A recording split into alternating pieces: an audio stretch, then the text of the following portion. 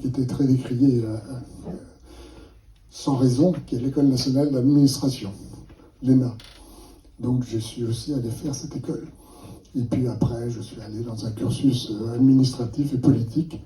J'ai été dans des cabinets ministériels.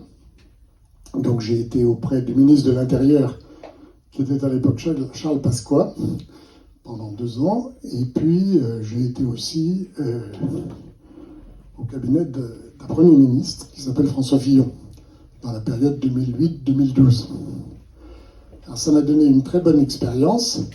Quand on a 30 ans et qu'on se retrouve dans un cabinet ministériel comme celui du ministère de l'Intérieur, on a une voiture, on a un chauffeur, on a un certain nombre de facilités pour travailler, puisqu'on travaille beaucoup, très tard le soir. Puis du jour au lendemain, vous n'avez plus rien.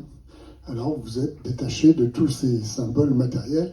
Par ailleurs, je suis ici conseiller régional, après avoir été maire d'une commune dont je suis toujours conseiller municipal, qui est Cabriès, qui est à côté d'Aix-en-Provence. Donc j'ai une expérience qui est à la fois un petit peu administrative, qui est aussi celle de collectivité locale, et puis des idées politiques qui, depuis que je suis très jeune, m'ont conduit à être gaulliste.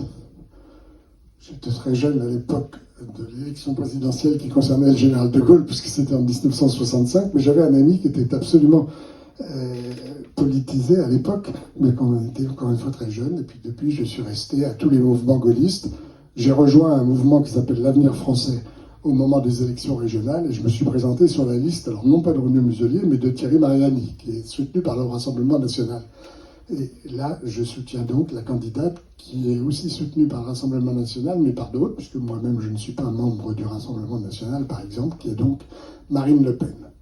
Et j'aurais terminé cette présentation en vous disant quelque chose que je dis devant vous, parce que nous sommes dans un milieu universitaire.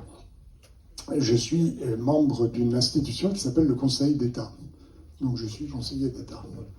Mais ce n'est pas en cette qualité que je vais m'exprimer, bien entendu, si vous voulez aborder des questions politiques. Cette institution étant évidemment neutre, indépendante du pouvoir, et je ne fais pas état de cette qualité quand je fais, par exemple, des meetings. Je crois vous avoir presque tout dit, si ce n'est quand même qu'il faut que vous sachiez que je suis le père, le papa, d'un enfant qui a 3 ans et 2 mois. Ce qui est assez particulier, assez surprenant, mais c'est comme ça. Donc ça me rajeunit et ça me force à regarder l'avenir avec beaucoup d'attention pour veiller à ce qu'il ait une belle vie plus tard.